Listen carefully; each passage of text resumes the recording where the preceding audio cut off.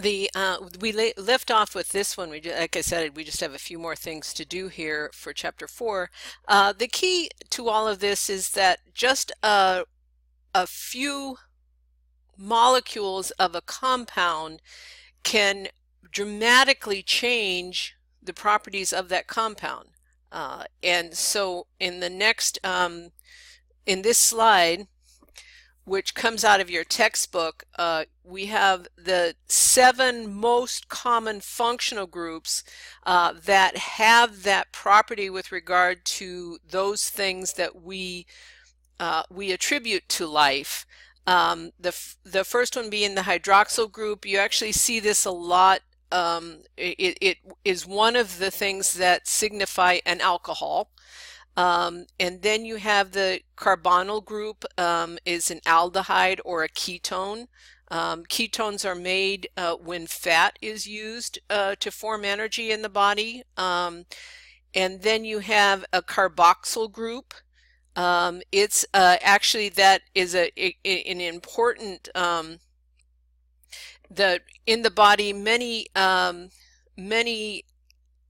processes in the body change the pH, particularly the pH of the inside the cell or outside the cell, and so you have these organic acids that actually can act as buffers. Amino groups, you've probably heard of amino acids, and this amino group is what is the active or functional component of that. And then the second one from the bottom, not to go through all these, but the phosphate group is very important with regard to understanding our energy compound, which our energy compound is ATP, and that tends to be the next slide, is talking about ATP and the structural formula of ATP. What you have is a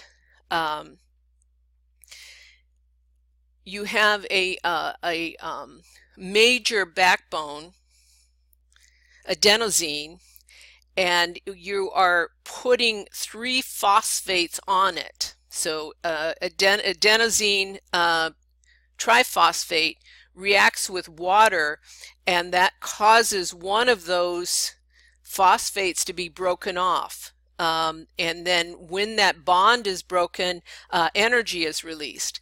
This arrangement, and we have ATP is made by our mitochondria, which you will learn about in chapter 6.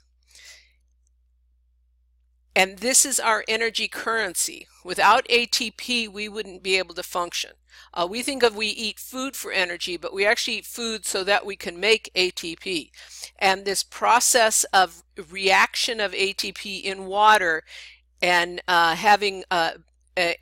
releasing a bond of one of the phosphate groups off of that ATP, turning it into ADP, and energy is created, is how we are able to function, how we are able to have any kind of metabolic activity going on in ourselves at all.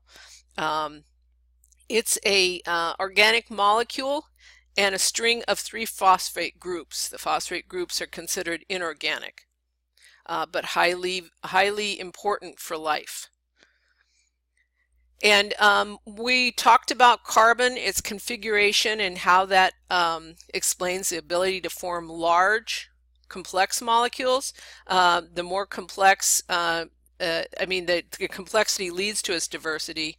Its skeleton, remember how many carbons, the multiples, and the branching linear diversity, and then to know the difference between an isomer, whether it's structural, geometric, or whether it's a mirror image of itself.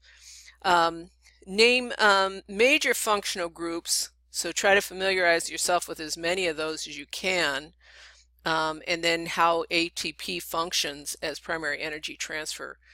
And we will move on to the next chapter.